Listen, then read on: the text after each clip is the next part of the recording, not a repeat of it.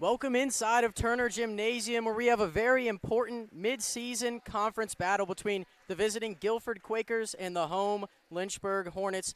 Andrew Watson here, and I'm very excited to see this game today. Guilford comes off of a 4-game winning streak, looking to continue that today against the Lynchburg Hornet team that has been searching for something for their own. An important game for both teams in different aspects. For Lynchburg, they're trying to find their first win in the new year and their first game of the new year. 1-4 in the conference, trying to improve, then start their, rise in the conference to get back to the top where we saw them last year getting to the ODAC semifinals. And for Guilford, they sit right now 7th in the conference at 3-3, looking to cement themselves in the upper echelon of the ODAC. We'll take a look at the team's stats here in this game. For Guilford, obviously, I said they're 10-3. Their defense is also very good, only 60 points per game allowed. They score 71 themselves. So Lynchburg, a team who scores 56 points a game on average, is going to have a tough time breaking down this Guilford defense. And Guilford likes to set up a bit of a full court pressure that we might see in the early going. But we will take a quick look at the starting lineups here. First, for the visiting Guilford Quakers, it's Anna Giannopoulou, followed by Jayla Hinson, who is second in the conference in assists per game, followed by one of the best players in the conference in Lindsay Galden, second in points per game. She's averaging just a tick above 15 points, I believe. Next, Carly Perry, number 14, and rounding out that starting five for Guilford, Ashton Ziegler. On the other side for Lynchburg, it's Olivia Harris, Macy Mullins, Maddie Nimmo, Brooke Kaysen, and Bree Spainhour. And we are underway here in this game. Scalding at the top of the key. Now on the far side wing, she'll drive baseline, looking for something. She'll kick it out to Hinson. Hinson wants to shoot. Instead, she'll drive and hand it off to Galden. Galden inside to Giannopoulou. Now Hinson. Hinson the kick to Perry. Perry for three. Got it. A dream start for the Quakers here in Turner. And there is that full court pressure. Maddie Nimmo breaking it down very easily. The left-handed layup is no good. She wanted the foul but won't get it. But an early positive look for the Hornets in breaking down that pressure. Galden now in the near side corner. She wants to shoot it. Instead, she'll get it inside to Giannopoulou. Nothing doing there, and a rebound to Bree Spainhour, one of the many freshmen on this Lynchburg team. And for both of these squads in total, 21 freshmen, 10 on the side of the Quakers, 11 on the side of the Hornets. So two teams looking to kind of find themselves. The Quakers obviously have done that, starting 10-3. And already we'll see a foul. We'll send Lindsay Galden to the line. That foul will be on number 25, Bree Spainhour.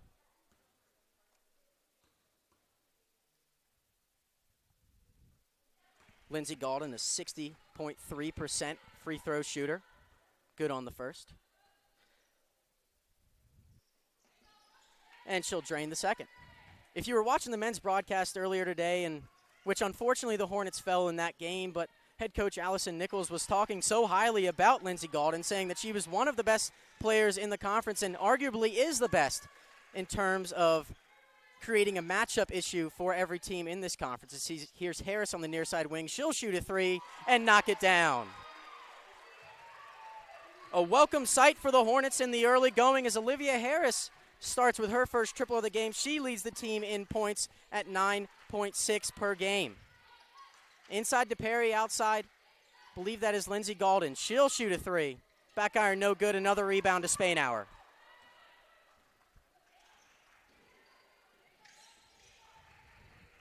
Here's Nimmo. Surveying the court, trying to get it inside to Spainhour. Here's Harris. They will get it inside. She's got it. Here's Macy Mullins for three. Got it. The Hornets take an early 6-5 lead. Didn't mention this earlier, but the Quakers do a lot of their damage in the first quarter as they'll turn the ball over there. They do average 22 turnovers per game, and a welcome sight once again for the Hornets, who don't turn other teams over all too often. But Lynchburg looks to be ready for this contest today. And having someone who's quick and can handle the ball like Maddie Nimmo is definitely a good sight for the Hornets. As Spainhour gets her third rebound. Here's Harris for three. Around and out, no good. Rebound, Giannopoulos, and Lindsay Galden will bring the ball up the court for the Quakers. Here's Giannopoulos from the top of the key. Back iron, no good. Long rebound to Nimmo. Will push the other way. It's a 3-on-1. Nimmo to Spainhour. Right-handed layup is good. 8-5 early lead for the Hornets. An 8-0 run. And Lynchburg looks steady to start out this game. Exactly what you were looking for if you were head coach Allison Nichols. Here's Hinson inside. That's Perry. Perry, mid-range jumper, no good. Rebound, Harris. Already 2 Quakers set to check into the game. They do like to use a lot of different players, and although they do play a lot of different players from their bench, a lot of their scoring comes from their starting 5. That would be 68% of all scoring is from this starting 5 that you see right here. Here's Galden. Good move inside. Right-handed layup is good. She's been doing it all year. I said earlier just how high Allison Nichols is on her.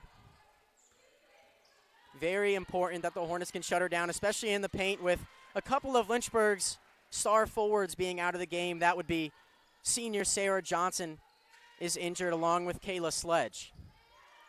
Giannopoulos from the feed from Galden takes the lead back for the Quakers. It's 9-8. Just a few seconds till we get to 6 minutes to go here in the first quarter. It's Mullins on the Lynchburg logo, guarded by Giannopoulos. Spainhour posting up inside, has a height advantage over the smaller Ashton Ziegler. Harris driving, has an open Mullins. Mullins will shoot the 3 and knock it down. Macy Mullins second in the ODAC in three-point percentage. She's at 40.5%. Already has 2 threes so far in this game, and the Hornets grab the lead back 11-9. Here's Hinson. She'll shoot a long 3, and that'll go. It's become a 3-point shooting contest thus far. As here's Spainhour out in transition. It was tipped by Giannopoulos and then tipped by Bree Spainhour. It'll be Quakers ball. So we will see a few substitutions. Olivia Harris is going to check out for the Hornets, and checking in is going to be Ashley Vandergrift. And for the Quakers, we'll see Taylor Dunn for the first time, along with number 31, Nyla Brown, and number 43, Courtney McMillan. So Guilford already using 8 players. Giannopoulos, top of the key, now McMillan, now inside to Galden. Height advantage over Macy Mullins, and she uses it well there. It's 14-11. Kaysen, now Nimmo. She'll drive baseline, looking for the kick, trying to find Vandergrift. Now Mullins, she'll shoot another 3 and knock down another. 9 early points for Mullins, 9 of the 14 for Lynchburg, and it's a tie game. 4:50 left here in the first quarter, and Lynchburg, maybe a new look here in this new year. There's Dunn, now outside to Galden. Now back to Dunn at the top of the key. She'll try and get it inside. Great defense there by the Hornets. It's Nimmo pushing the other way. She'll cross over on Dunn and get fouled. Maddie Nimmo forcing the issue, driving the ball down the lane, getting downhill is always a positive sight for the Hornets. And for someone who we didn't see in the early part of the season, not only because they didn't play many home games, but because this is only the 6th game that she's played.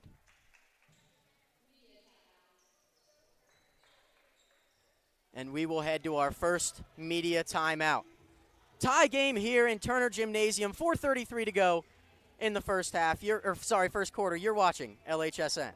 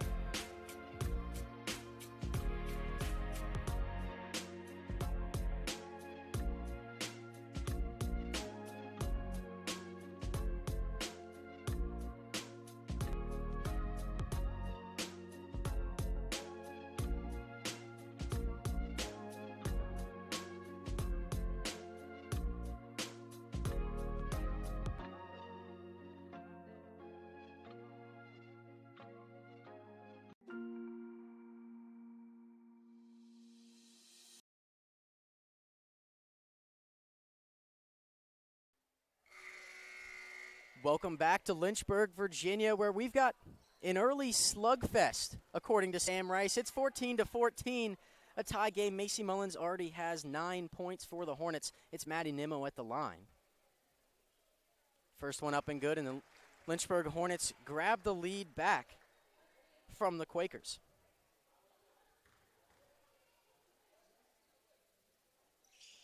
Second one rims out, rebound McMillan, and Guilford not looking to push the ball the other way. They do average quite a few more shots than Lynchburg does. Here's Perry now done at the top of the key. There's a shot, no good. Rebound to Darcy Ross, number 32. First time we'll see her tonight for the Hornets. Also checking in for the Hornets, number 5, Jada Chambers, as Macy Mullins, trying to ride the hot hand, will miss her first shot of the game from behind the arc. She's got 9 points, however.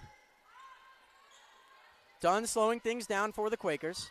She'll try and get it inside to Perry. Now Giannopoulos, mid-range jumper, back iron, bounces off the rim twice. Tipped away by Ross inside, and a great pass by Dunn to set up that layup. Carly Perry was in the right place at the right spot, and Dunn did a great job of finding her. Here's Vandergrift from the top of the key. A three-pointer is good.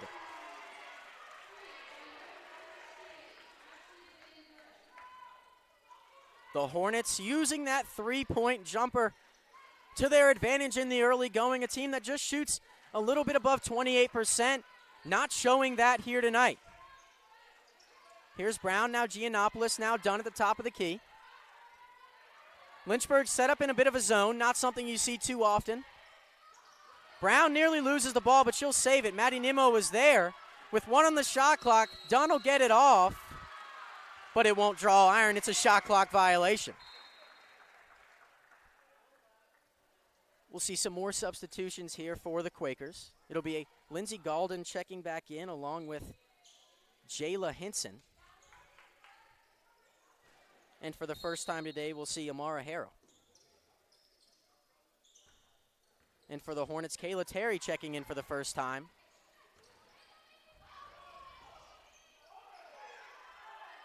Couple shots there from the Quakers. None of them are going to fall, but a couple offensive rebounds. And number 2, Amara Harrell, was there to put it back, and I believe that was Jada Chambers. Took a quick step off the court. Not sure exactly what happened there. Maybe some bodies flying, some elbows flying in the paint there, trying to get that rebound. Hopefully nothing too intentional there. And we hope that Jada Chambers is okay and can return to this ball game, because the Hornets will need her. They'll need the depth tonight. Here's Bree Spainhour driving outside. Now here's Vandergrift. An open three. Got it! Ashley Vandergrift, her second 3 in a row, and the Hornets lead by 3. Hinson wanted to shoot. Instead, she'll pump fake and drive. The layup is no good. Rebound to Ross, and Mullins will bring the ball up the court for the Hornets. Looked quickly up to Terry. Instead, she'll try and find Spainhour, and they'll go out of bounds. They'll say it went off of Carly Perry. It'll be ball to the Hornets. It'll be Mullins to inbound. We will see Ashton Ziegler check back in. There's a turnover there. Guilford coming the other way. It's Lindsey Galden. She'll go on Bree Spainhour. An offensive foul. Bree Spainhour. She's rebounded well, and she's put herself in the right spot there on the defensive end to draw that offensive foul on Lindsey Galden. And for the Hornets, that's a very welcome sight. If you could get Galden, one of the best players in the conference, in foul trouble, it would go a long way for the Hornets' chances to win this game. 2 turnovers for the Hornets in the last 3 possessions. Here's Galden, now outside to Hinson. Sorry, that's not Hinson.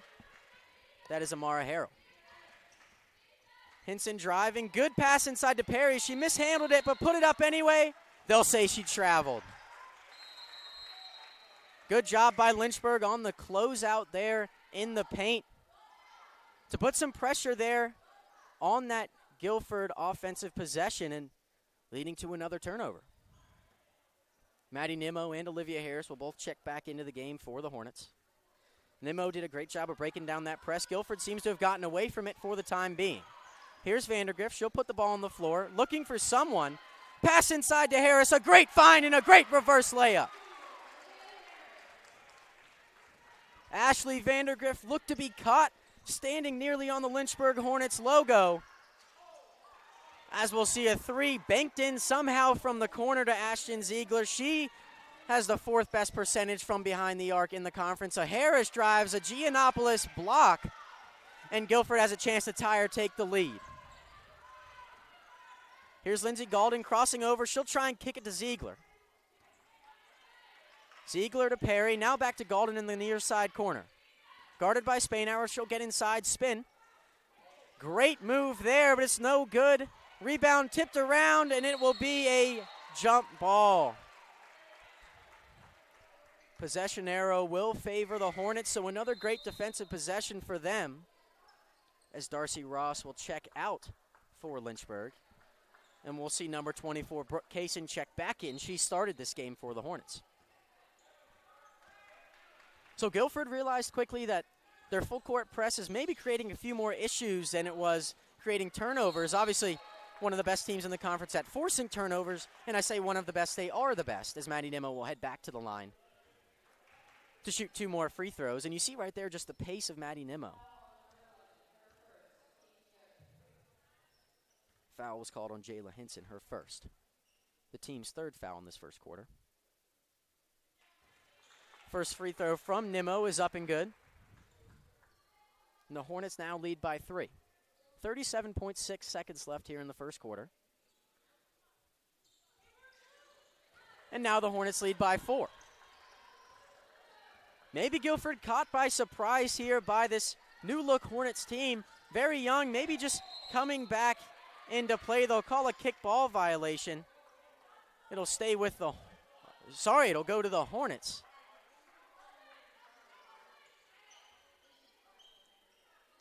Another good defensive possession, another great job to force a turnover, whether it was intentional or not. The Hornets are going to have a chance to maybe take the last shot of the quarter here.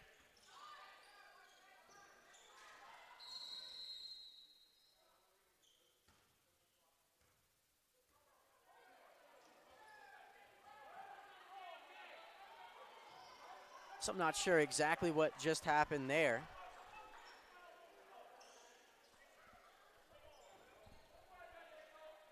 Wish I could have a direct mic to the refs to hear what happened there. I'm not exactly sure. My best guess is maybe Allison Nichols was coming on to the other side of the court and they weren't too happy, but I'm not exactly sure. Now it'll be the Quakers with a chance to take the last shot. Hinson will realize that and slow it down with 8 on the clock.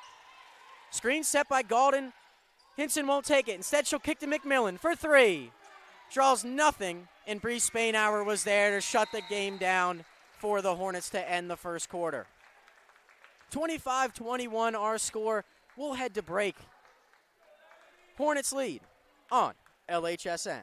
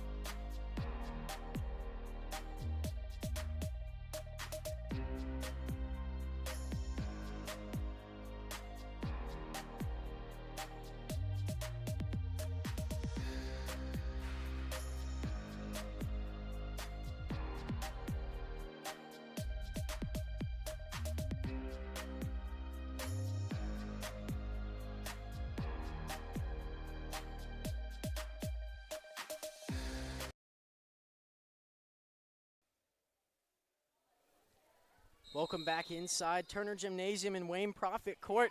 We've got a surprise run here by the Hornets, and I would say that I'm not surprised. But the rest of the conference and Guilford might be. If you're a Guilford fan somewhere, you might be questioning where this is coming from. It's a new year. It's a new start. And Lynchburg will start this the second quarter with a turnover. So Guilford taking a quick shot there, nothing doing for him, and Lynchburg going the other way, had the shot there. Maddie Nimmo obviously creating that, I guess you could say, transition offense for the Hornets, but definitely a welcome sight. Here's Galden at the top of the key. She had an open Ziegler on the near side. Instead, they'll find Giannopoulos inside. Her layup's no good. Perry tries to get the rebound. It'll fall on the ground to Maddie Nimmo, and they'll call a foul on Carly Perry.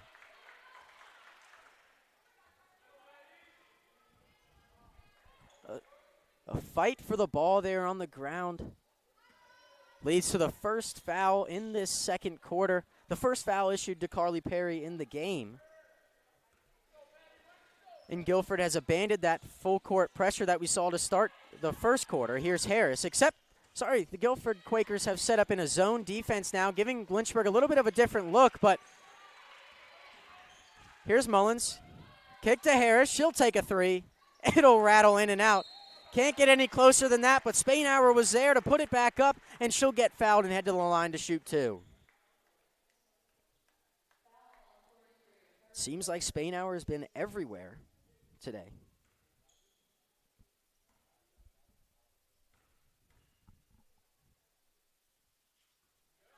The first free throw for her is up and good.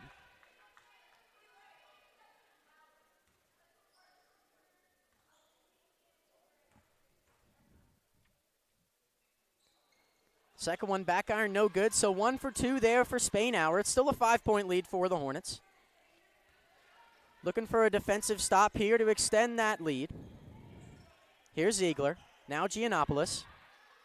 Trying to get it inside to Galden. Instead, they'll find Perry, who will get fouled. I believe that foul will go against number 24, Brooke Kaysen.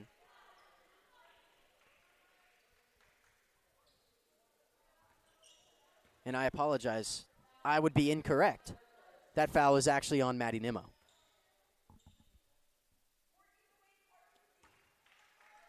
That will be her first, and Carly Perry knocks down the free throw there to get her 6th point of this contest.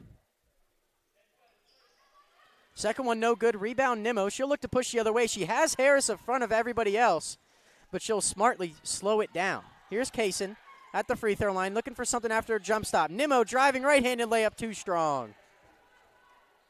She had the shot. The opportunity was there. Just nothing doing for the Hornets thus far. Just the one free throw. Same for the Quakers, however. Perry driving a great Euro step and a great finish. Carly Perry after that early foul in this second quarter, showing that she can do it all for this Quaker team. Harris outside to Nimmo. She'll take a three and knock it down. Lynchburg responds right away. That 4-point lead that they had just a second ago is now up to 5. It's 29-24 here with 7:50 left in the second quarter. Galden driving down. She'll kick it out. That's Perry for 3. Draws the backboard. Giannopoulos is there. Layup's not good. She'll get her own rebound. Lynchburg wants a tie-up, but it ends up in Maddie Nimmo's hands anyway. And she'll push it the other way. 1-on-3. It was blocked by, I want to say, Galden initially. Last touch goes to Maddie Nimmo, trying to get the rebound off that block. It'll be Quaker basketball. Ashton Ziegler's going to check out for Guilford. We're going to see number 11, Jayla Hinson, check back in along with number 31, Nyla Brown. So Guilford, a team who does a lot of their damage in the first quarter. Not too bad in the second quarter either, as here's Galden from the three-point line. She'll knock it down. Lindsey Galden will make you pay for that. She has an early 9 points. As there's a drive from Harris, and there will be a foul. The acrobatic layup won't drop, but she'll head to the line to shoot 2. And one of the keys to the game for the Hornets is to get to the line and score when no one can play defense on you. Lynchburg does it well. They do shoot above 69% from the free throw line. That mark goes for the best in the conference. Right behind them, just 0.3% behind them, are these Guilford Quakers. First free throw from Harris is no good off the right side of the iron. Olivia Harris does shoot 90% from the free throw line.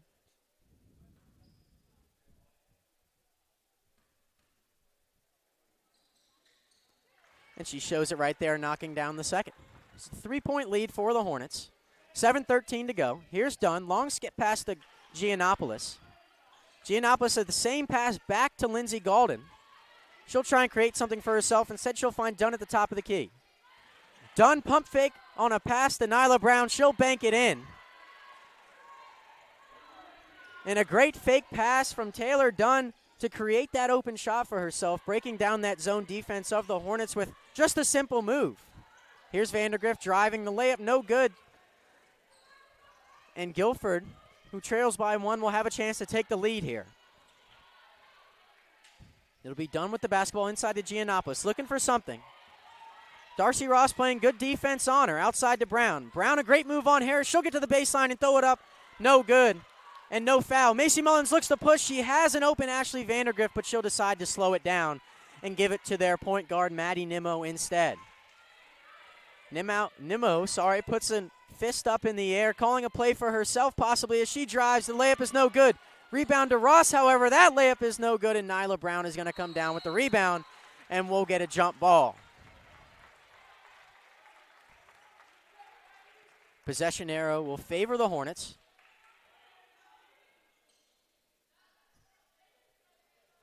Head coach for Guilford, maybe playing a bit of defense herself there, Sarah Matthews. You can see her in that far side corner. Nimmo calling for a play. Maybe Lynchburg doesn't realize the ball's in bounds. Instead, they'll go long to Olivia Harris on the near side wing with a fresh shot clock. Here's Mullins. Now Vandergrift. Now inside to Darcy Ross. She couldn't handle it. Great defense by Giannopoulos. It's 2-on-2 going the other way. Giannopoulos, Euro step. And she'll knock that one down. Anna Giannopoulos from Athens, Greece, using the Euro step to her advantage. And Guilford takes their first lead in the second quarter. That'll bring us to our media timeout here in the second quarter, and I'll take it with them. 31-30, the Guilford Quakers lead right now with 5:47 left. You're watching ODAC basketball on LHSN.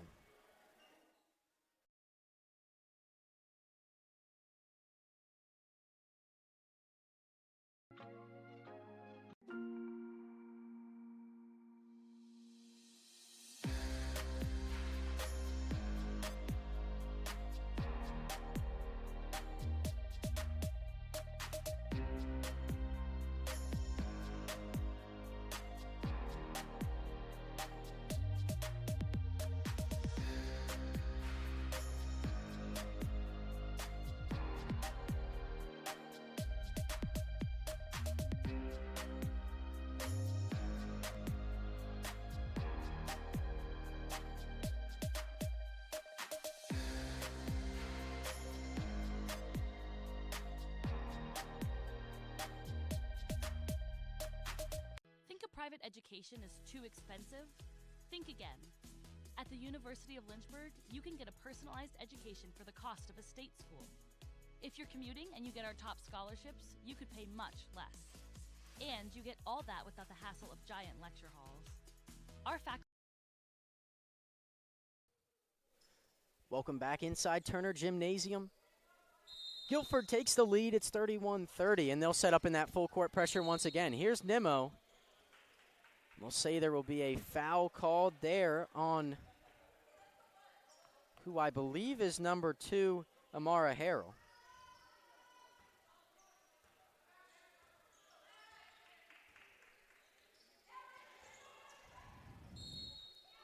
The quick hands from Harrell there will nearly lead to a turnover for the Quakers. However, it'll go out of bounds into our great scorers table over there, including Timothy LaDuca. Here's Nimmo. She had Harris in the corner. Instead, she'll opt to find Terry. He'll give it right back to Nimmo. Now Terry. Inside to Ross. Ross looking for something. She'll find Terry. 9 to shoot. The three-pointer is good. Correction, that was not a three-pointer. That will be a two-pointer. Foot must have been on the line there. Here's Giannopoulos at the top of the key, guarded by Terry. Now Dunn. Dunn to Brown. Now try to get it inside to Giannopoulos. Somehow Harrell avoided stepping on the line, and Galden will have it on the far side corner. She'll find Harrell. Harrell driving. The layup, no good. Maybe a block in there somewhere from the Hornets, and they'll push with Olivia Harris. Harris to Nimmo. Nimmo wanted to shoot. Instead, she'll drive baseline. Looking for something to kick to. It's Terry. Now it's Nimmo for three. Got it.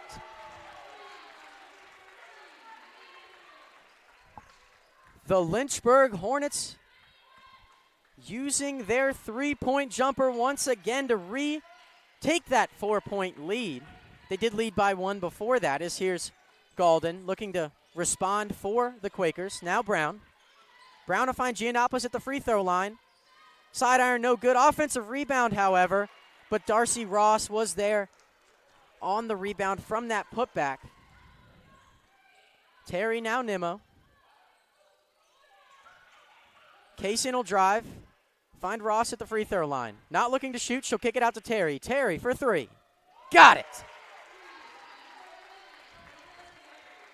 Kayla Terry missed the three a couple possessions ago by a matter of inches. This time she makes no mistake, shooting behind the three-point arc. That's her 5th point of the game, and the Hornets lead by their largest margin thus far.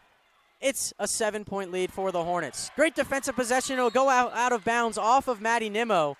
Giannopoulos tried to round up that pass into her. We'll see a couple of changes here. It'll be Ashton Ziegler checking back in along with Jayla Hinson and Courtney McMillan for the Quakers. And for the Hornets, Macy Mullins and I believe Bree Spainhour were the ones who checked back in there. There's a wild shot there from Ashton Ziegler. Leads to a race for the ball that Bree Spainhour will come up with. I'm not sure how many rebounds she has thus far, but she's been relatively everywhere all over this court. Just doing the dirty work for the Hornets, getting a lot of rebounds. She's the 2nd leading rebounder on this team, but the first that is active tonight, obviously Kayla Sledge sitting on the front of that bench, not active tonight, is Macy Mullins. A great cut and a great find. She'll extend that 7-point lead to 9, and Coach Sarah Matthews has seen enough. 3 minutes to go. It's a 9-point lead for the Hornets, the largest of the night. And we'll take it with them. You're watching ODAC basketball on LHSN.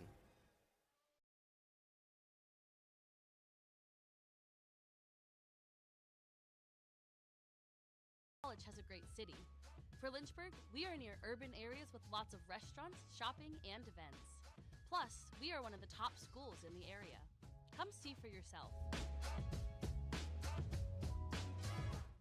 Get your career in the game by enrolling in the University of Lynchburg MBA program with an emphasis in sport management. This program opens the doors to new possibilities for a variety of careers, from being an athletic director or working in athletic administration to working for professional organizations, your favorite team, to running a local Parks and Rec department. And employers are increasingly requesting and preferring individuals who have postgraduate education, specifically looking for an MBA. And so the University of Lynchburg Sport Management concentration in the MBA program sets you up for success, and it sets you apart from the many other people looking for jobs in the industry. Learn from winners. Here you will learn from professors and mentors who have spent their careers doing exactly what you want to do. Increase your marketability in an $83 billion industry. If you have a 3.0 GPA, the GMAT is waived. There's no application. Welcome back inside Turner Gymnasium. It's the largest lead of the night for the Hornets at 9 points. It's 40-31. A decent-sized run for Lynchburg, and it's all been due to this zone that they've set up on defense. Really been locking down the Quakers as there's McMillan. Finding Ziegler, now Hinson. Hinson will pump fake and drive. Bree Spainhour was there standing up, but Jayla Hinson with the left-handed layup secures 2 points for the Quakers. Macy Mullins looking for something, having trouble getting it across the timeline. She does there as she finds number 24, Brooke Kaysen. Spainhour driving, looking for someone. They'll say she double dribbled. Seemed to be looking for maybe a cutting Kayla Terry, trying to get into that corner. Terry wasn't there in time, and I'm sure not as a result of that. She will check out, and Olivia Harris will check back in.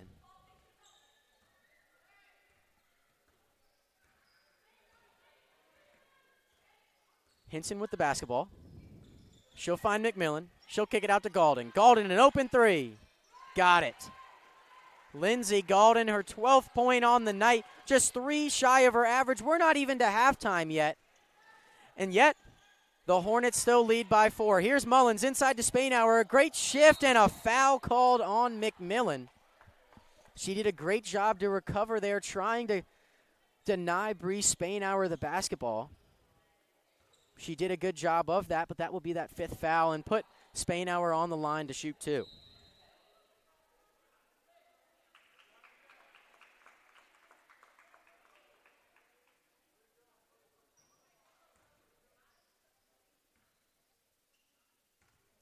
Spainhour, 67% shooter from the free throw line. Misses the first. So as I said earlier, Lynchburg does shoot relatively well from that line. But it seems like every time they've gone to the line tonight, they've made 1 of 2.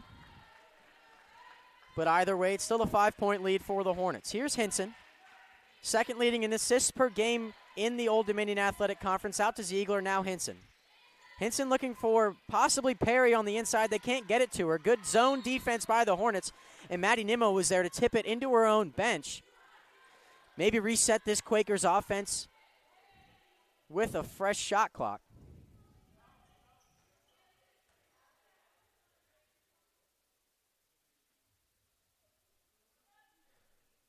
I knew something might have been wrong there. It wasn't a fresh shot clock. It was just tipped out of bounds, so it's 15 on the shot clock.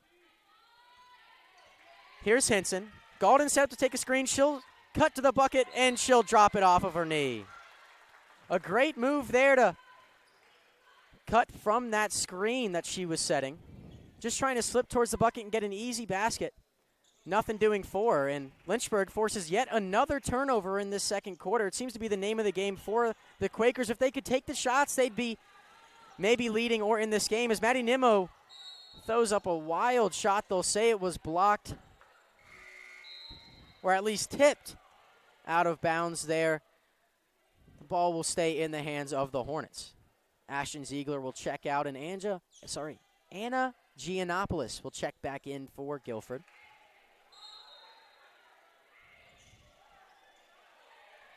Nimmo looking for someone. She'll find Ross. Ross will get forced into a tie-up, and it'll be possession arrow to the Quakers. So Lynchburg in the early going has looked relatively solid, except possibly those baseline out of bounds. Just having some trouble getting the ball in, maybe starting that movement a little bit too late. And right there it leads to a turnover forced by the Quakers. Giannopoulos standing on that free throw line. You have to imagine that you'd like to see Lindsay Gaulden standing there trying to break down this zone for the Quakers. There is Gaulden for 3. No good. Rebound Nimmo, and a blessing in disguise there for the Hornets. Lindsay Gaulden missing a shot. Nimmo kicks it to Mullins. Mullins for 3. Front iron, no good. Gaulden with the rebound. Initially looks to push. We'll see if she slows it down, and she does. She'll find McMillan. Coach Nichols wanted to travel. She won't get it. Here's Perry, now McMillan.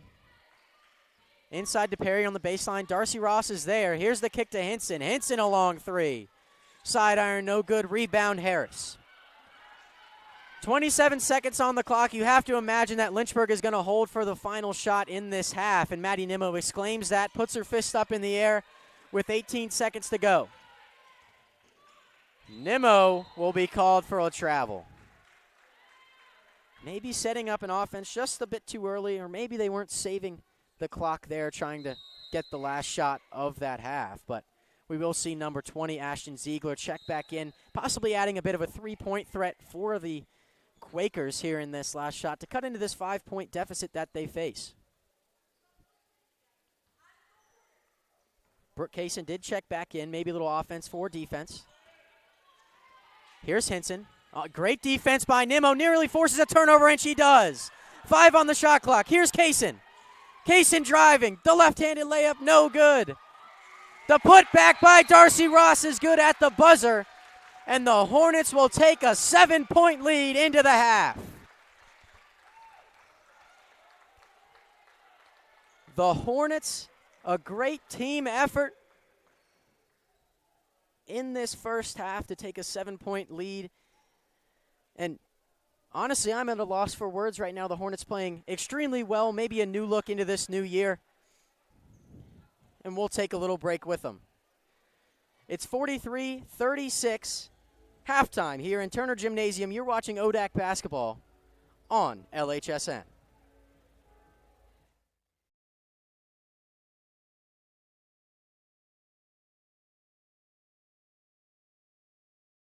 Every great college has a great city. For Lynchburg, we are near urban areas with lots of restaurants, shopping, and events. Plus, we are one of the top schools in the area. Come see for yourself.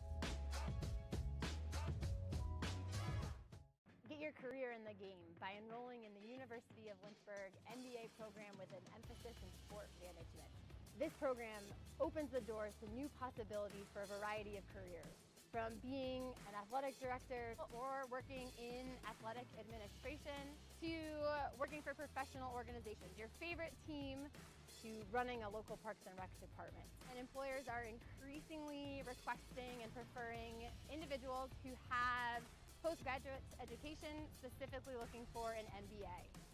And so the University of Lynchburg Sport Management concentration in the MBA program sets you up for success, and it sets you apart from the many other people looking for jobs in the industry. Learn from winners. Here you will learn from professors and mentors who have spent their careers doing exactly what you want to do. Increase your marketability in an $83 billion industry. If you have a 3.0 GPA, the GMAT is waived. There's no application fee, admissions occurs on a rolling basis, and our online program is ideal for working adults. When you enroll in this program, you enroll in the opportunity to learn from the best of the best. Your professors have a wealth of experience working in the sport industry that they share with you in the classroom setting. Get in the game by getting your MBA with a sport management concentration at the University of Lynchburg. Just you know, Hollywood, here I come. Hey, I meant, yeah. The real Lindsay Piper's here. Autographs there later. Let's.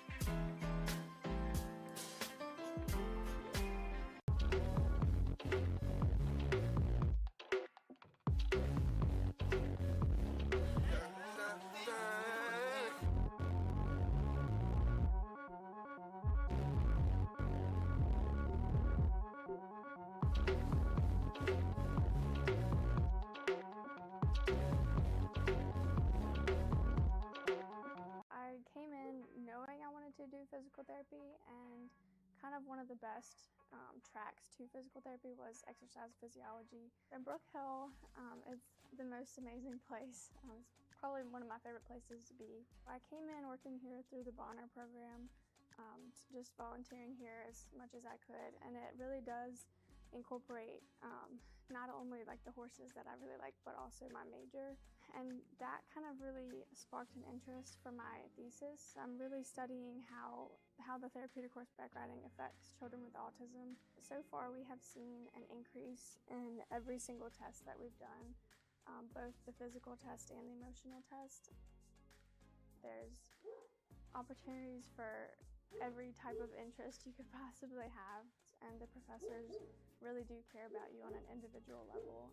It's not just a big lecture with 300 people. It's really kind of one-to-one learning, and I think that's really what makes it special.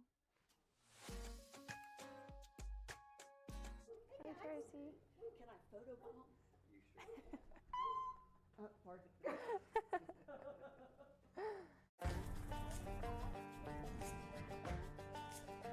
We're stranded. I hope someone sees this. She's fine. Where are we going today, Tim? Monument Creek. How far?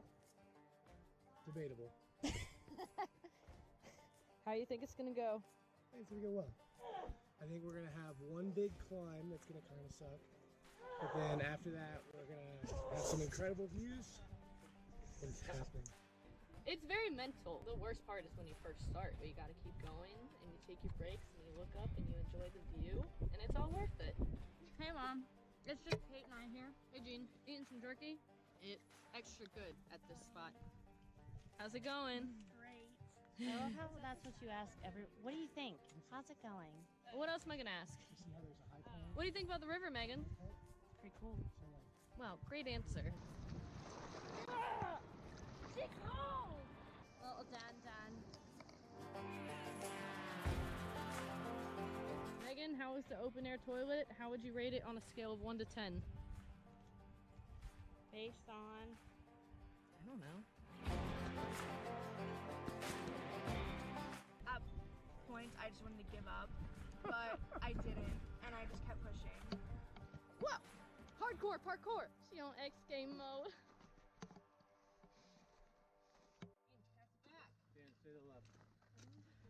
Big.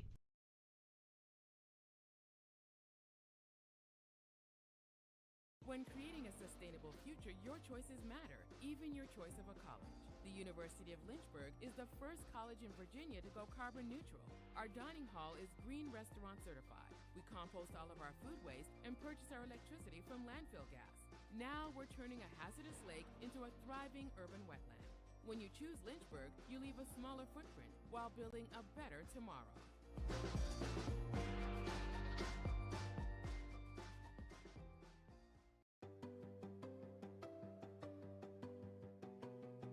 Lynchburg is all about you, your ideas, and your goals. We've got one professor for every 10 students, so you can get all the support you need. In the classroom, in the lab, or in nature, you'll learn by putting yourself out there, and we're right there with you.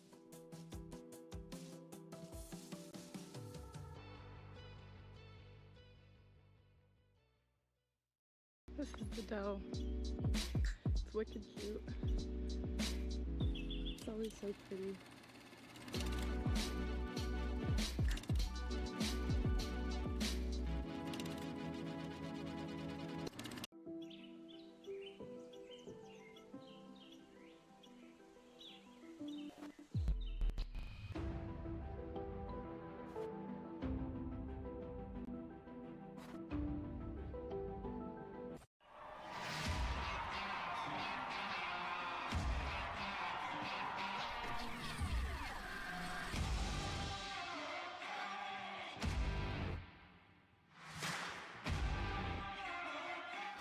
So, what are we doing here? I thoroughly enjoy paddling, so we can just do that, but I go by Tim. Most people know me as the outdoor guy. I run the outdoor leadership program.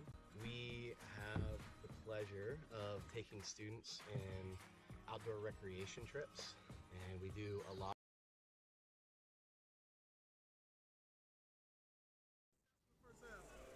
Welcome back inside Turner Gymnasium, where we have a guest here on this halftime show, Miles Taylor from the men's team. Miles, what have you seen thus far from the Hornets? Obviously playing a really good game. They lead by 7 at the half. Yeah. What have you seen from them? You know, the Lynchburg women's team is playing the zone. I think they're containing Guilford really, really well. We're shooting 69.2% from three. I think they're doing an excellent job shooting it from deep. I think we should stick to that more often. We're not shooting bad from the three-point line either. I mean, free throw line either. Get to the line a little bit more, and I think we'll see a successful lead. Yeah, and for a team who shoots the free throws so well, best in the conference Lynchburg is. Guilford is second, so not far behind, but shooting 6 for 10, 60% is below their normal clip. So if they pick that up, they're definitely going to be in a good spot. Yes, sir. Yes, sir. Hopefully they contain this lead. Keep playing well defense very well and hitting those threes from beyond the arc. And we don't want to be a little bit too biased here. We're going to check on Guilford as well. Lindsey Galden, the second leading scorer in the conference, has 12 points thus far, but been sort of the lone bright spot for the Quakers. And you look down the list, Carly Perry has 8 points. She had 5 early, a couple at the line.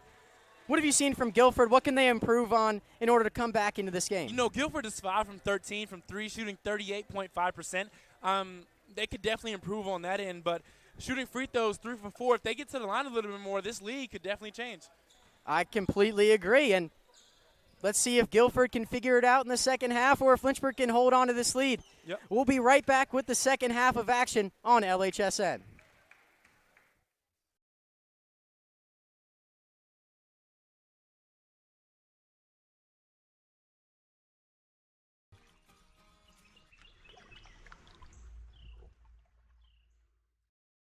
My name is Alexis Fabula. I major in criminology and I double minor in psychology and criminal forensics. My favorite part about Lynchburg is the friends that I've come to have. It's helped me come out of my shell more, and it's helped me become the person I am and the student I am. I really enjoyed how small the campus was, and I also really enjoy how small the class sizes are. It made me feel like I was going to be more engaged than I would at a bigger campus. If someone was on the fence of coming to the University of Lynchburg, I would definitely love to sit down and have a conversation with them because I'm forever grateful that I made this choice. It's definitely something that a student wouldn't regret. Out of my 4 years here, I've not had one bad experience. I've had a great 4 years, and I'm going to be very sad to go. This video isn't about me. It's about the limitless possibilities that the University of Lynchburg allows me to be. An athlete, an artist, an adventurer, a writer, a believer, a human. Because what I love about the University of Lynchburg is that they have a saying, here we're home. And honestly though, I think a better fit would be a home for everyone. Because it doesn't matter the color of your skin, the person you love, the God you pray to, the pronouns you use, the city you're from, the language you speak. University of Lynchburg gives you the greatest opportunity they can for you to be the absolute best version of yourself.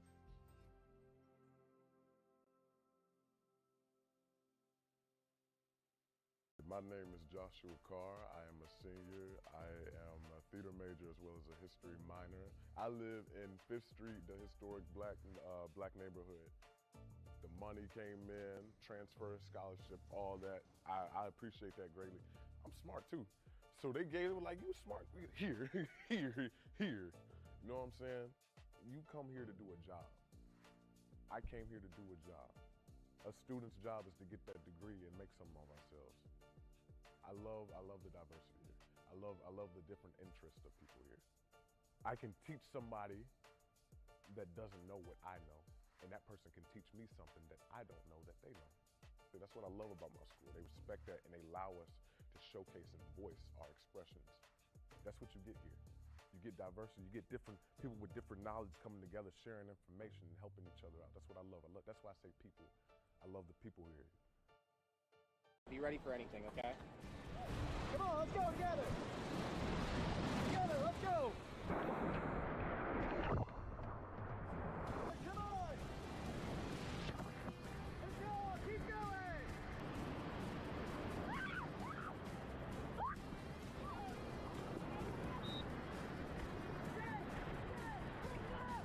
Sorry, it's the best trip.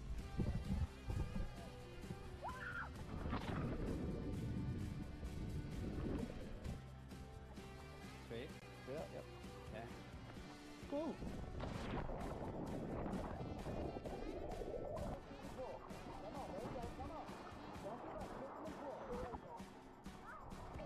Good one.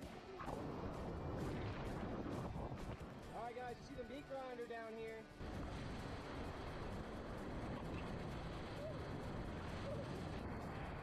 Stay in the boat. Let's go.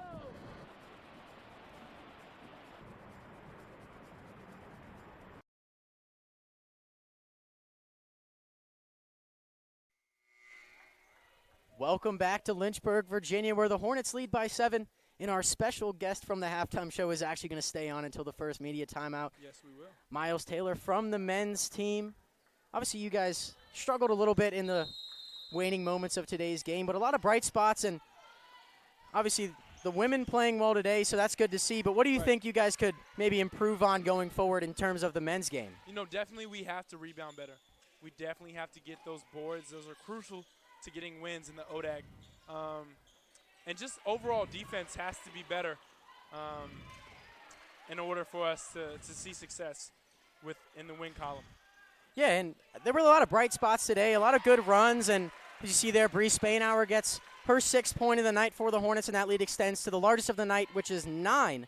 But a lot of bright spots today, and like in terms of obviously rebounding, but I feel like you guys are so close to having your breakout game, and you guys played Hampton-Sydney close for a little bit, and Valwez, obviously one of the better teams in the country. For sure. You guys played them very close, so I wouldn't want to play you guys once you really truly start hitting shots once you get to February. And do you agree with that, or do you think there's more stuff you have to improve on? I definitely agree with that. I think we're still waiting for that moment to click, like you said.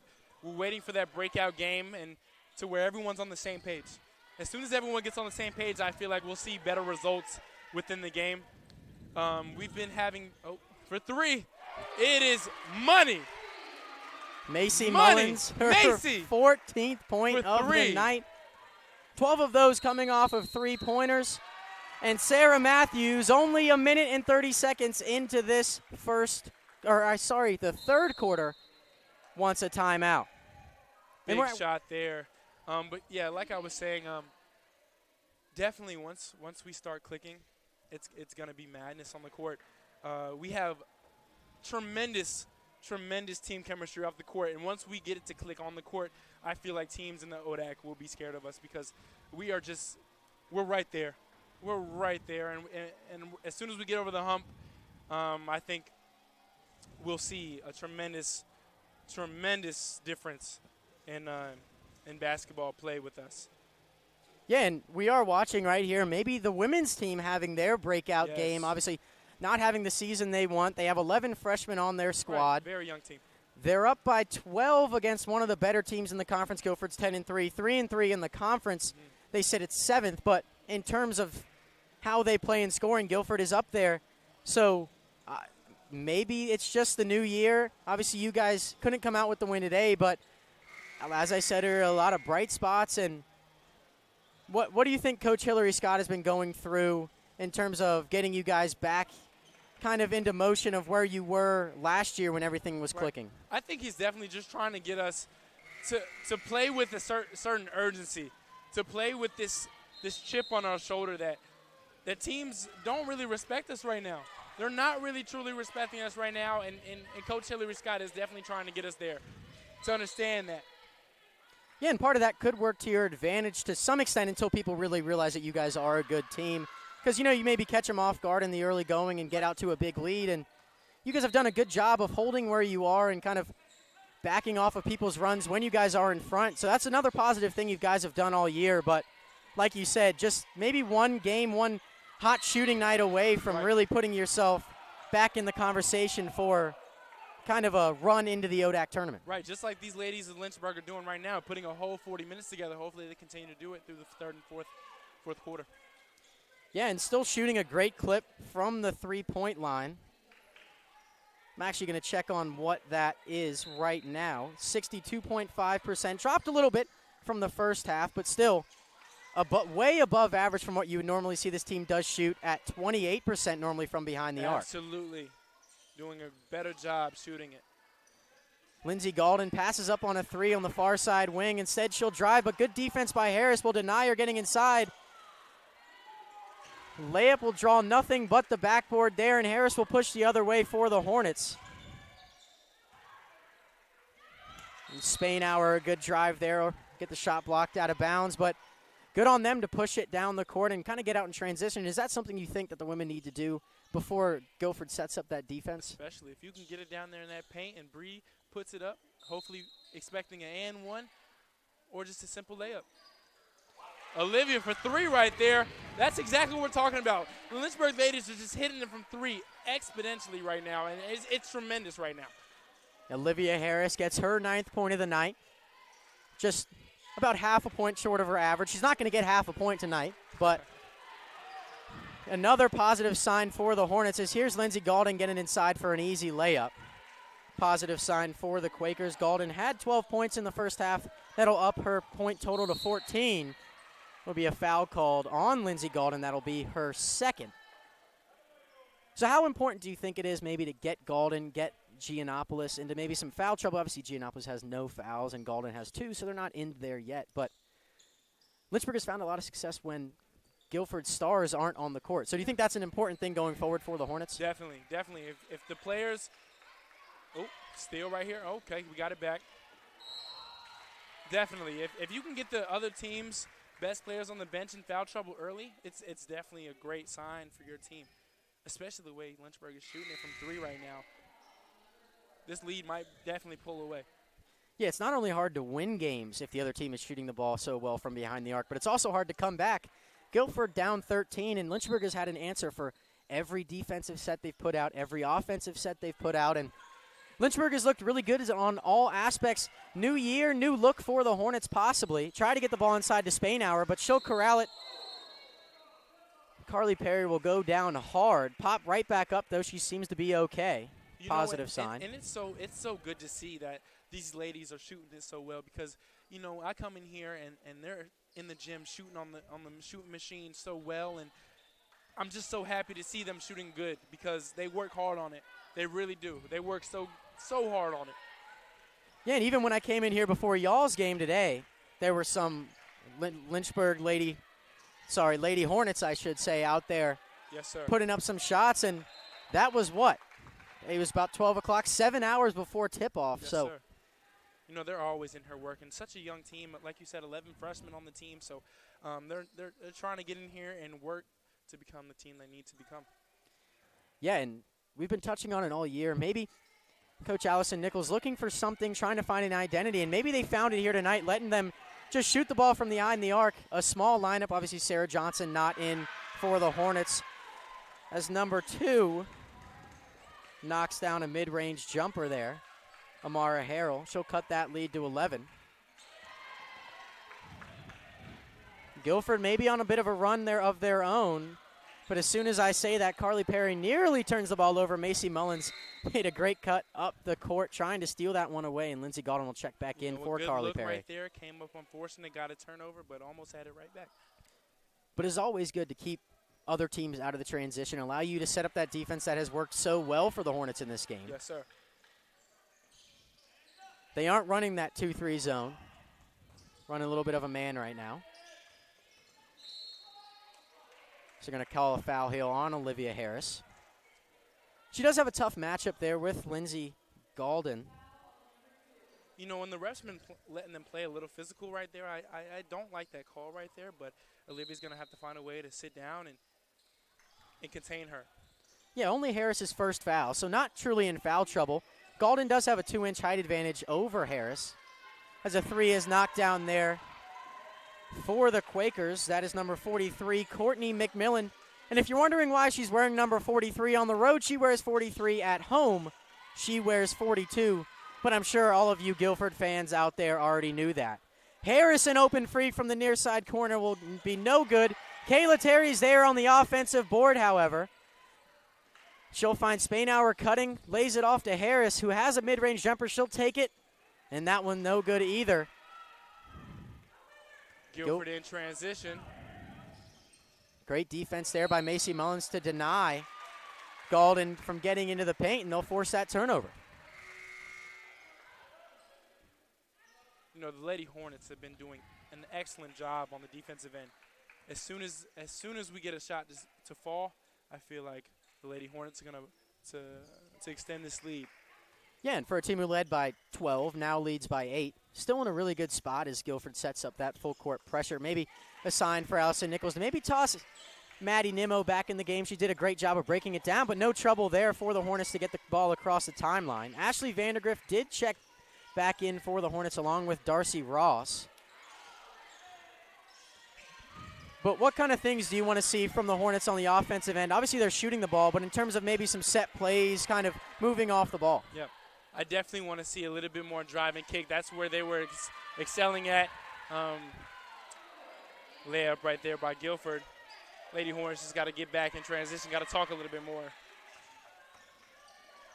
Yeah, Guilford doing a really good job now, maybe distracting Lynchburg with that full court pressure as Harris drives. The acrobatic layup is good over the taller Anna Giannopoulou, who is 6'1". Olivia Harris, we said earlier, is only 5'8". And that'll be Courtney McMillan called for the travel. A great find to try and get her the basketball under Lynchburg's basket, but nothing doing. She almost checked out. Instead, Ashton Ziegler is going to check out. And that'll send us to our media timeout. So, Miles, thank you so much for coming on the broadcast here tonight. Appreciate you for having me. So proud of you for making your debut and maybe pursuing a career in this. You're doing a great job. We'll see. Thank you for having me again. Yes, sir. 8-point lead for the Hornets, 53-45, 4:19 to go here in the third quarter. We'll be right back on LHSN.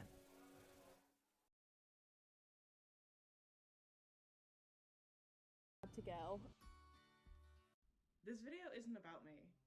It's about the limitless possibilities that the University of Lynchburg allows me to be. An athlete, an artist, an adventurer, a writer, a believer, a human. Because what I love about the University of Lynchburg is that they have a saying, here we're home. And honestly though, I think a better fit would be a home for everyone. Because it doesn't matter the color of your skin, the person you love, the God you pray to, the pronouns you use, the city you're from, the language you speak. University of Lynchburg gives you the greatest opportunity they can for you to be the absolute best version of yourself.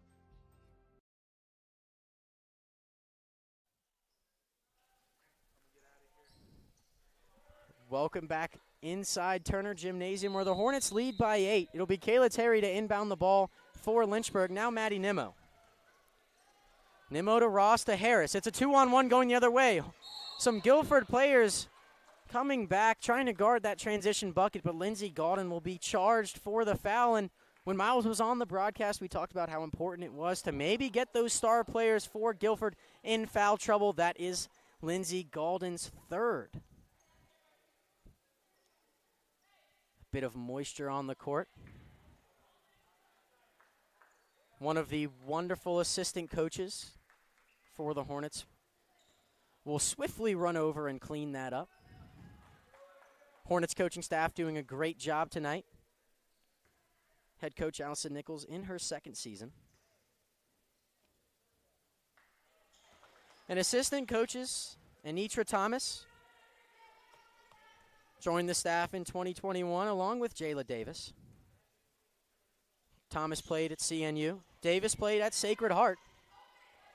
Both very good basketball players in their own right. Here's Lindsey Gaulden for three. No good. Rebound tipped around. It goes out of bounds. They'll say it's white ball. Jayla Henson can't believe it for the Quakers. But the referees here today disagree with her. And Kayla Terry quick to get the ball into bounds to Maddie Nimmo. They double her so she can't bring the ball up. Here's Harris. Now we're long past the Nimmo. They get it across the timeline. Nimmo drives, then thinks better of trying to go to the bucket, but maybe got herself a little bit too deep there towards that baseline, sorry.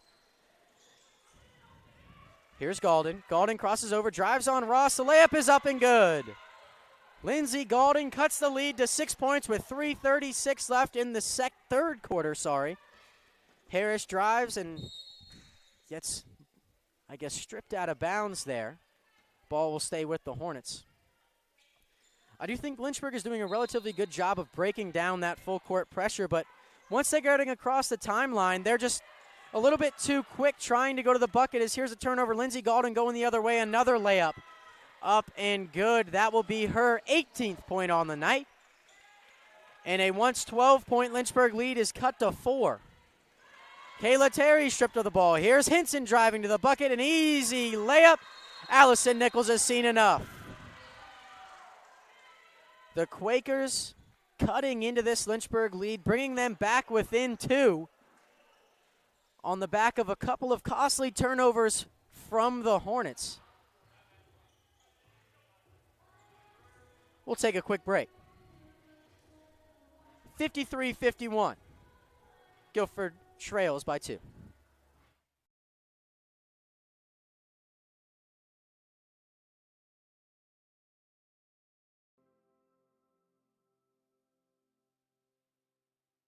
My name is Joshua Carr. I am a senior. I am a theater major as well as a history minor. I live in 5th Street, the historic black neighborhood.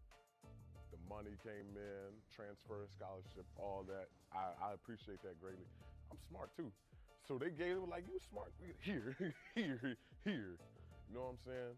You come here to do a job. I came here to do a job.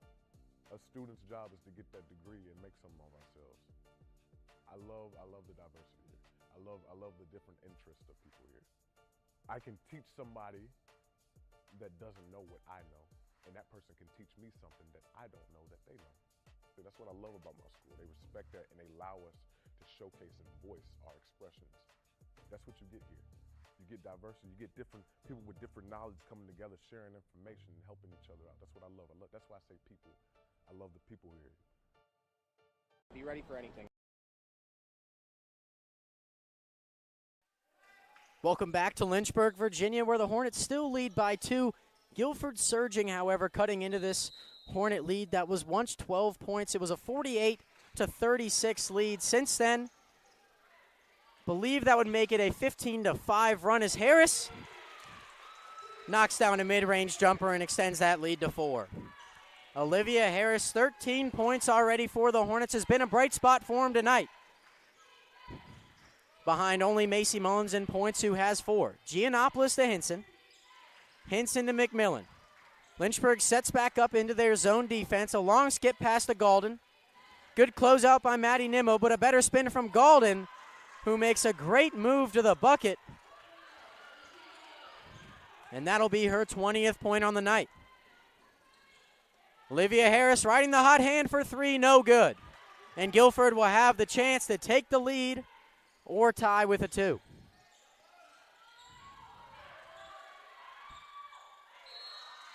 Galden got it inside, was unable to convert on that layup, but she'll head to the line to shoot 2. So we'll reset the floor for you. For the Quakers, it's Harrell, it's Giannopoulou, it's Lindsey Galden, sorry. It's Carly Perry and Courtney McMillan. First free throw is up and no good from the senior, Lindsey Galden.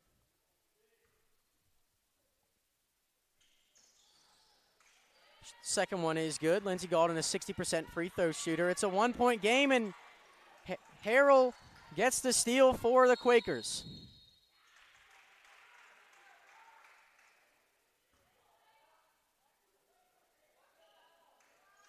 Bit of a stoppage in play here. It was for the shot clock. They were awarded a fresh 20-second shot clock. It should have been 30. They correct that. There's now 26 seconds left, and good catch by the officials. Seen a couple of errors with that in the men's game at the D1 level recently, but these officials on top of things. Harrell drives, kicks it to Galden. Galden will try and drive on Nimmo. Good defense by Nimmo to keep her hands up and stay in position, and they'll call a foul on her anyway. Lindsey Galden taking over for the Quakers. The 5'10" senior from Stokesdale, North Carolina, has 21 points and will have 2 free throws here to either tie or take the lead for the Quakers. for the first time in quite some time, Guilford has tied the game.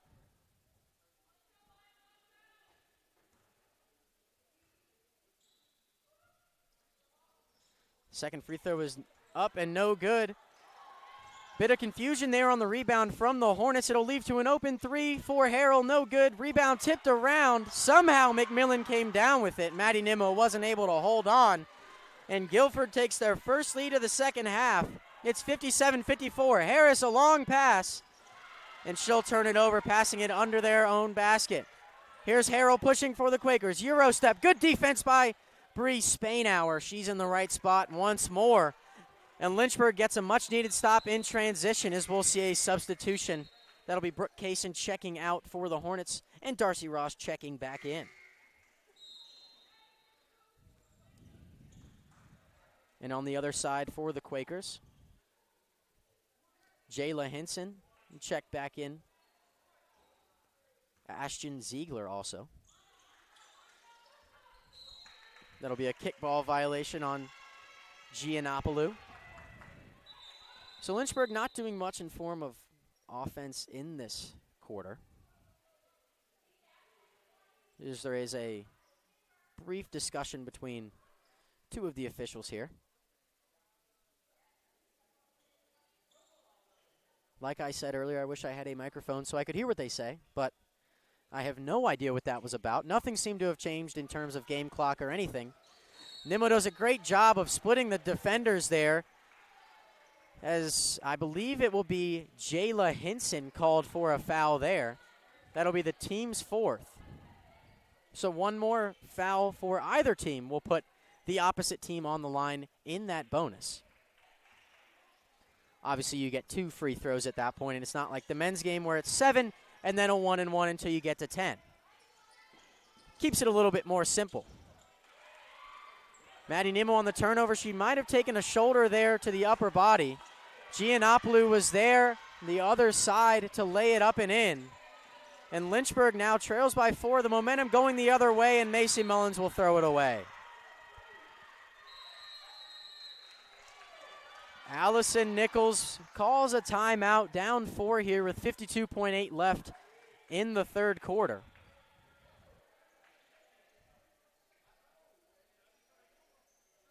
And we'll take a second to look at the stats here. We'll actually stay here for this timeout. So thus far, Lynchburg, not many three-point field goals even going up in this second half. In the first half, they did shoot 69.2%. They put up 13. They've shot 6 in this quarter, so I guess I might be incorrect there. They've made 2. And for Guilford, shooting 47% from the field, 37% from behind the arc. However, the real difference maker in this game is turnovers. In this quarter alone, the Hornets have had 10 turnovers. They had 12 in the first half. So obviously there's a glaring thing to clear up for the Hornets, and obviously not a positive thing. You don't want to give up a 12-point lead. It's been a 16-point swing since that point.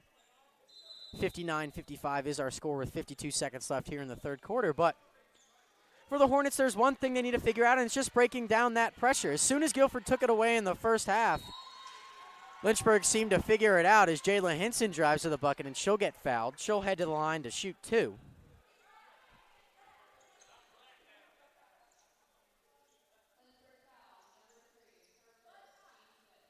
Foul will be charged to Macy Mullins.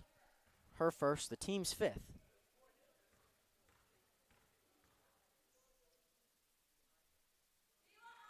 Jayla Hinson shoots 77% from the free throw line.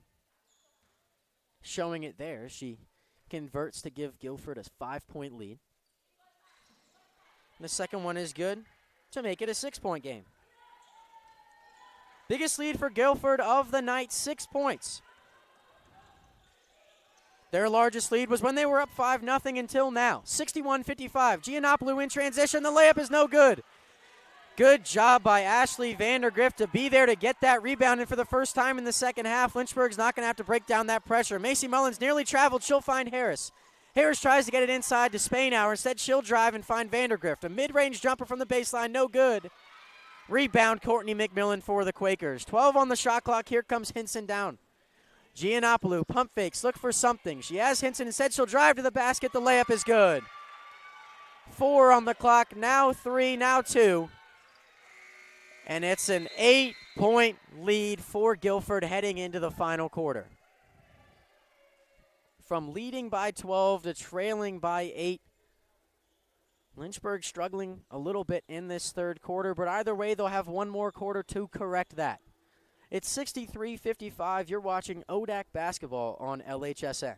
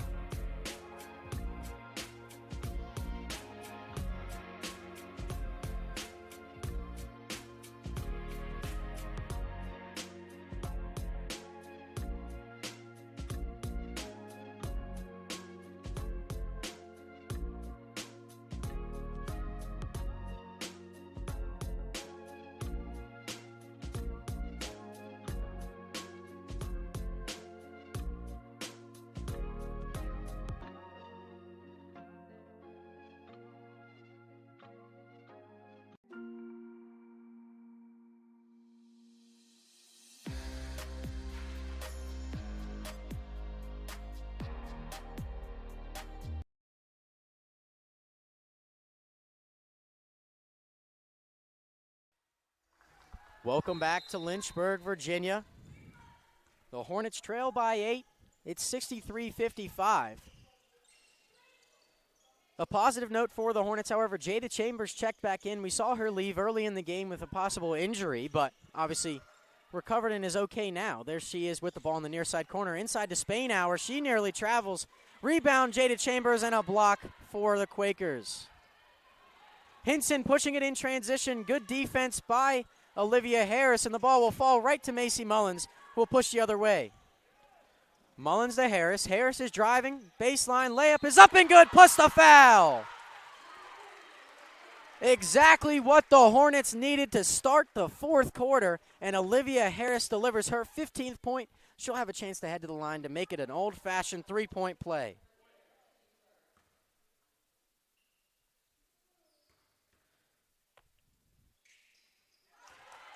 The 90% free throw shooter will knock that one down. And for a team that's only shooting 50% from the line, and the Hornets, who are quite a bit below their normal average of around 70%, maybe something that they could improve on if they could get to the line, give themselves more opportunities here. Galden, a great move past Spainhour, rolls around the rim and in. Vandergrift, now Chambers, looking for something. She'll find Harris. Harris for three. Got it! Olivia Harris doing it all for the Hornets right now. 6 points in the last two possessions. The lead is now 4.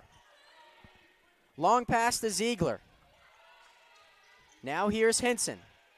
Another long pass to Galden. She'll drive baseline. Trying to drive on Spainhour. They'll call a foul.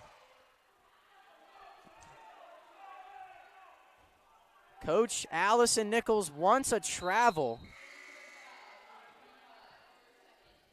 Not sure which came first there. But these refs will say it was a foul on the floor, so just the first team foul for the Hornets in this fourth quarter. It'll be a baseline out of bounds for the Quakers. They'll quickly get it into the layup, up and good. Oh, no. Lindsey Galden called for the travel. Allison Nichols got what she wanted. I thought that was going to be a momentum killer for the Hornets. Instead, a positive turnover, exactly what we saw to start that second quarter for them. Here's Harris, now Vandergrift. She'll find Spainhour and then Nimmo. Nimmo for three. Backboard, no good. Rebound to Harris. Strong rebound for her. She'll reset to Vandergrift, now Nimmo. Nimmo surveying the court. She'll find Harris. Now Vandergrift guarded by Harrell. She'll get it inside, but good positioning there by Harrell. It'll be out of bounds. Last touch by Guilford. Guilford doing a really good job on the defensive end. But this is also a Lynchburg team that only averages 56 points per game. They've already eclipsed that. They're at 61. Spainhour, a great hesitation in the paint. Gets the defender off the ground and lays it up and in. It's a 2-point game. Bree Spainhour has been everywhere. That's only her 8th point, but it seems like she's been a key player for the Hornets here tonight. Inside to Carly Perry, who knocks down that mid-range jumper. Vandergrift finds Nimmo, 26 on the shot clock. Still time to get it across, and she does. Nimmo will find Chambers. Now back to Nimmo on the Lynchburg logo. Here's Vandergrift. Has Spainhour inside. Instead, she'll pull up for a mid-range jumper that will draw nothing. Difficult shot on the move there for Lynchburg. And it'll be a carry on Lindsey Galden. Jada Chambers will check out. Darcy Ross will check in. And for Guilford, Amara Harrow will check out, and I believe it would be Courtney McMillan who checked back in for her. Nimmo with the ball, down 4, 7:20 left. Here's Spainhour. Top of the key, she'll find Harris. Harris, an open 3 in front of her bench. Got it. Olivia Harris, 9 points in the 4th quarter, taking over. It's a 1-point game. This building is as loud as it's been all night. You can hear the men's team cheering for them. Lindsey Galden guarded by Harris. Now Hinson. Hinson, long skip pass to McMillan. She'll shoot a 3. Backboard off the rim, no good. Spainhour with the rebound. Spainhour in some trouble back in the backcourt. However, Nimmo provides her an option, and the Hornets will have a chance to retake this lead after looking to be in a really bad spot to start this quarter. Here's Vandergrift. She'll take a 3. Got it! Ashley Vandergrift, her 9th point of the night. She's 3 for 3 from behind the arc, and the Hornets have reclaimed the lead. It's 69-67. Lynchburg has done a great job of not turning the ball over in this quarter. Here's Galden on the baseline. She's driving, and they'll say she dribbled out of bounds. Great defensive positioning there from Ashley Vandergrift. The shot on one end, the defensive pressure on the other. And everyone stepping up for this Hornet squad right now. Olivia Harris has 22. 2 points shy from the other leading scorer in Lindsey Galden. Here's Darcy Ross. Mid-range jumper contested, no good. Fighting for her own rebound. Ball on the floor. And there's going to be a foul called on Olivia Harris. That'll be her 3rd, I believe. Jayla Henson fighting for that rebound. Came up with it after a pass from a Guilford player that was on the ground. Really good job of controlling the ball there from Henson.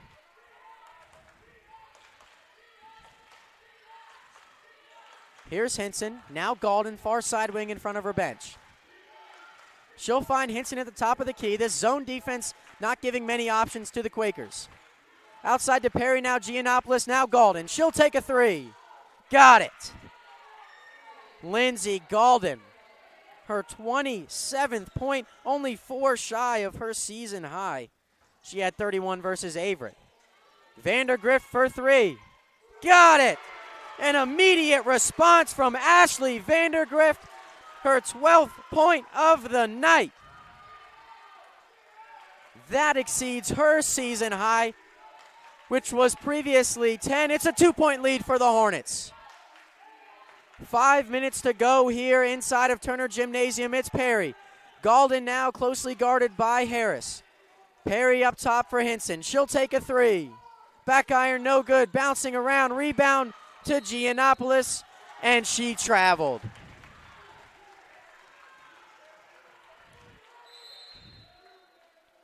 Guilford's bench does not like it.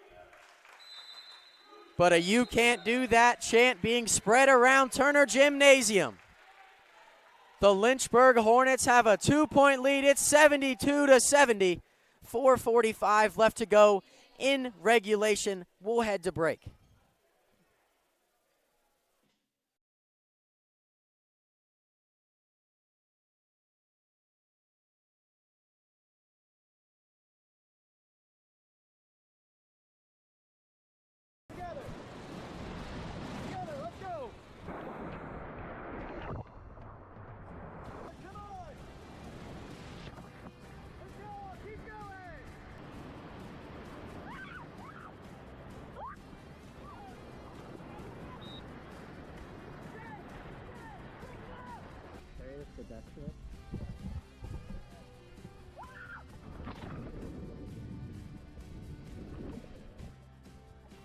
Sweet. Yep. Yeah. Cool.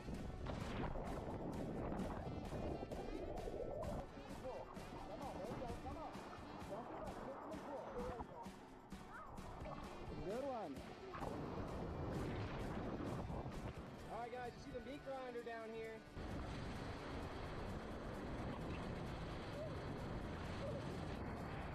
Stay in the boat. Let's go.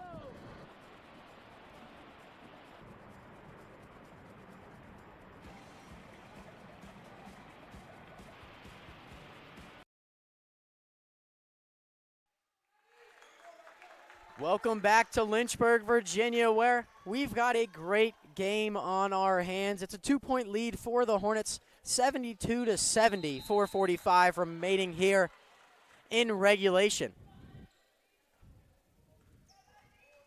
Thus far, multiple Hornets above their scoring average on the season, as there's Darcy Ross with her 4th point of the night, extends that lead to 4.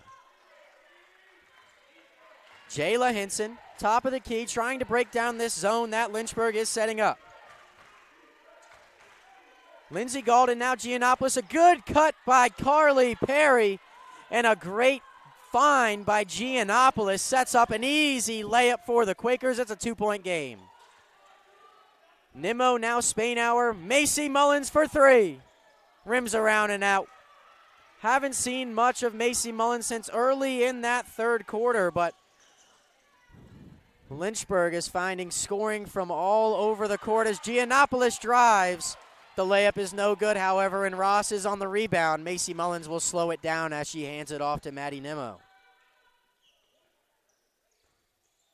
As I said earlier, multiple Lynchburg players over their average. Here's Bree Spainhour. She'll kick to Macy Mullins. An open 3. Just short. Lindsey Galden on that rebound. But for the Hornets, Olivia Harris has 22. Macy Mullins has 14. Ashley Vandergrift has 12. And Carly Perry for the Quakers has 14. And this is a tie game. But 5 players for the Hornets, maybe even more above their average. The layup by Maddie Nimmo, getting downhill, creating a shot for herself, and they reclaim that 2-point lead. Here's Hinson. Now Galden. Back up to Hinson, playing at a slower pace than what we saw earlier. Now Ashton Ziegler, haven't seen much from her tonight. Carly Perry, a mid-range jumper up and in. Her 16th point, her 4th in a row, and Lynchburg and Guilford going back to back. So we'll see a foul there on Carly Perry. That will be just the 2nd team foul in this 4th quarter for Guilford. So it'll be a sideline out of bounds. Sorry, a baseline inbound play here for the Hornets. We saw them struggle a little bit in the first half in getting this play set. Hopefully they can find a little bit of motion. They do there from Spainhour. She'll drive. The short floater is good. Lynchburg knew what play they wanted to run there, and it was to get Spainhour a layup, and she got it. Hinson driving, now it's Galden slowing it down to the top of the key, guarded by Mullins. Hinson inside looking for something. She'll find McMillan, who finds Giannopoulos. Pump fake drive. The right-handed floater off the front iron, no good. Rebound Nimmo. She'll go the other way. It's a 3-on-2. Hayworth driving the baseline. The right-handed layup off the bottom of the rim. And it'll be out of bounds off of Guilford. Jada Chambers did a great job of getting down the court there for the Hornets to really create the opportunity to get that rebound. And Lynchburg will have to inbound it from that corner. Usually a tough place, but they get it in pretty easily. Here's Maddie Nimmo, an open three. Back iron, no good. Rebound Galden, but it falls to the floor. Giannopoulos comes down with it, and the Quakers have the advantage going the other way, but Maddie Nimmo is everywhere. Maddie Nimmo on the steal. It's a 3-on-1. She'll find Chambers. The layup is good. Maddie Nimmo, the steal, the assist. Her 6th assist of the night.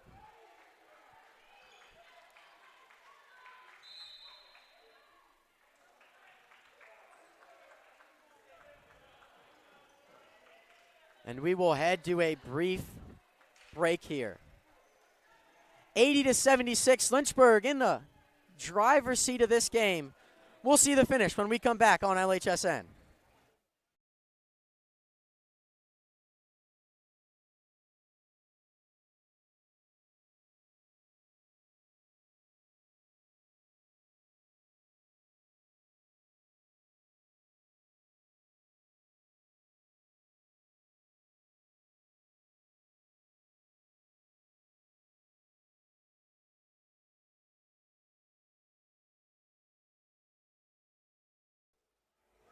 After a very brief break, we are back. Coach Sarah Matthews for Guilford wanted to talk over a few things before the end of this game. Lynchburg has all the momentum. They have all the energy. Defense chant ringing around Turner Gymnasium. Giannopoulou inside to McMillan. A great set play. The layup is up and no good. Giannopoulou on the putback, however, and they cut that lead in half. It's 80-78. 118, a very important possession for the Hornets. Nimmo driving, slip past the Bree Spainhour, no good. Rebound tipped around. It'll end up in the hands of Macy Mullins, who will slow it down. 15 to shoot. Might be an issue with the shot clock. They might want to say here that possession changed hands. They will, in fact, not say that. Instead, it's a 20-second shot clock turned to 15, so they might have been in the right spot. Actually, it goes up to 17. Should have waited until they gave me the official sign there, but 2-point lead, important possession here for Lynchburg. Trying to get it inbounds to Nimmo, they do. Macy Mullins coming off a screen in the far side corner. She receives the pass. Now Nimmo, 9 to shoot. Puts that right fist up in the air. We know it's for her.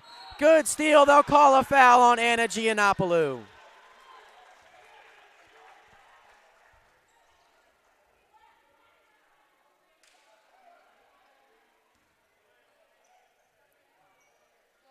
Anna Giannopoulou there called for the foul.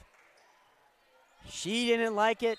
The Guilford bench didn't like it, but either way, they can't do anything about it. Jada Chambers extends that lead to 4. There's 48 seconds. It's a 4-point game. Sarah Matthews wants a timeout, and we will stay right here. Lynchburg in this fourth quarter outscoring their opponent 27-15. It was an 8-point deficit when we started a little over 9 minutes ago. It's now a 4-point lead for the Hornets. Lynchburg still shooting a very good clip from behind the arc. 15 of 27, 55.6% there. And both teams shooting almost an identical percent from the field. 48.5% for Guilford, 48.4% for the Hornets. Lynchburg only 1 turnover in this fourth quarter. Doing a really good job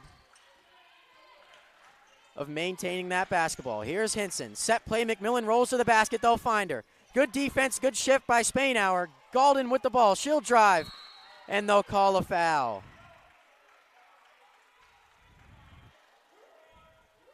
Lindsey Galden creating her own shot there. 35 seconds left. The crowd wants that foul to be on the floor, but The referees will say that foul is in the act of shooting, and I'd have to agree with them. 2 steps into that shooting motion, she was fouled there. And Lindsey Galden at the line, a 60% free throw shooter, needs both here. First one up and good. That lead is cut to 3 points.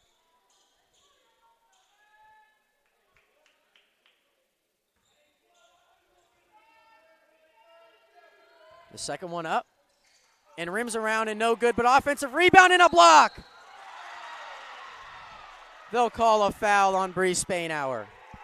A late whistle. Turner Gymnasium cannot believe it. Either way, it'll put Courtney McMillan at the line. Courtney McMillan, 75% free throw shooter. She'll have 2 attempts. The first one up and good. It's a 2-point game now. That's just McMillan's 6th point of the night. The second one is up, and it's good. It's a 1-point game, and we'll see a timeout from Lynchburg. Lynchburg still in the driver's seat here late in this game. We'll take this break with them to catch our breath. We'll be right back on LHSN.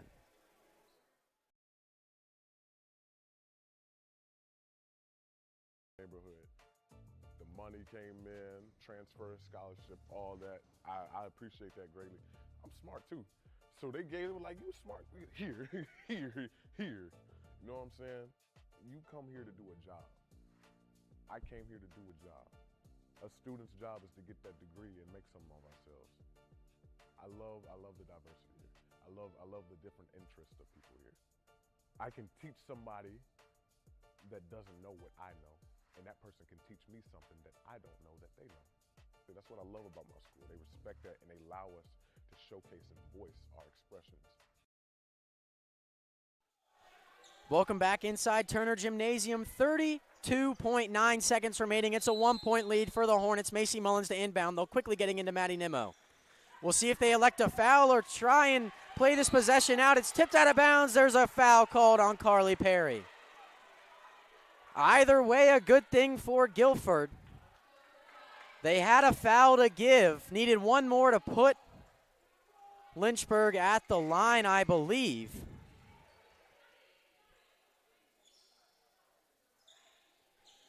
Maybe a blessing in disguise there for Guilford. Either way, they were probably going to have to foul if they played that possession out. Would have most likely only left with 2 seconds on the clock.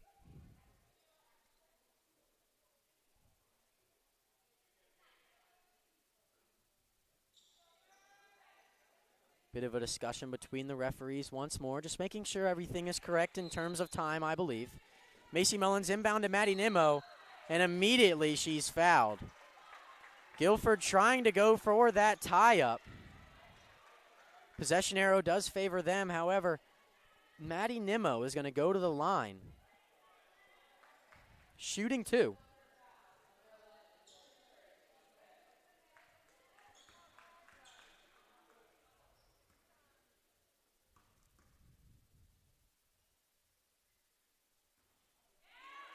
The first one is up and no good.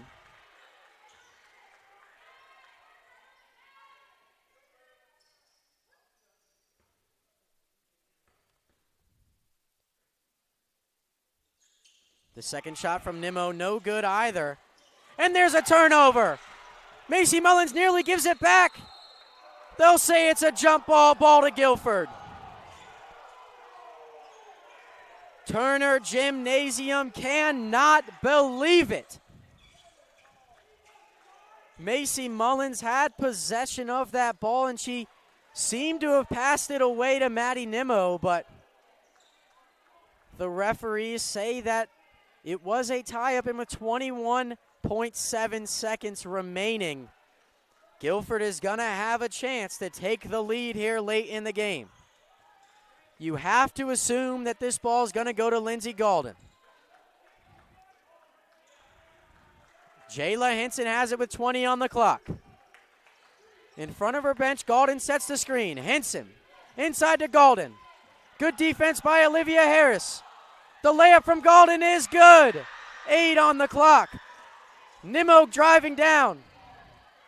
She gets to the baseline. The Euro step. The layup no good. They want a foul. They won't get it. And Guilford is going to escape with the win.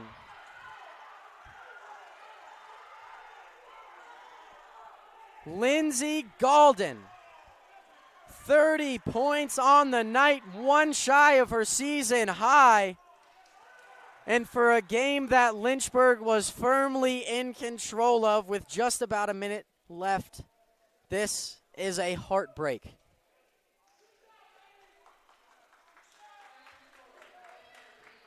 Lynchburg falls to Guilford 83-82. But a lot of positives to be drawn from this game.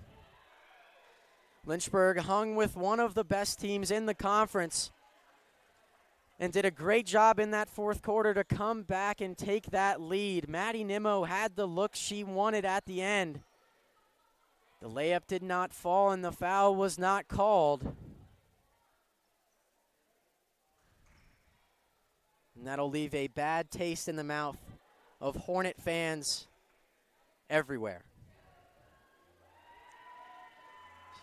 So we'll take one final look at the numbers. Guilford wins 83-82. For the Quakers, led by Lindsay Galden with 30 points. Carly Perry, another very good performance from her, 16 for her on the night. Anna Giannopoulou with 12 and Jayla Hinson with 9. She also had 4 assists to lead her team. And on the side for Lynchburg, Olivia Harris took over in this game for the Hornets, who ultimately fell just 1 point short. She had 22 and 4 assists. Maddie Nimmo had 11 and 7 assists and 7 rebounds. A great stat line for her.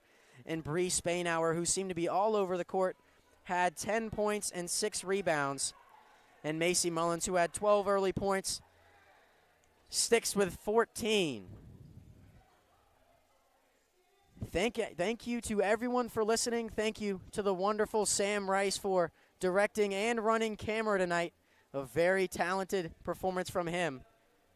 Lynchburg will be in action on Saturday as the women take the floor for the third game in their homestand.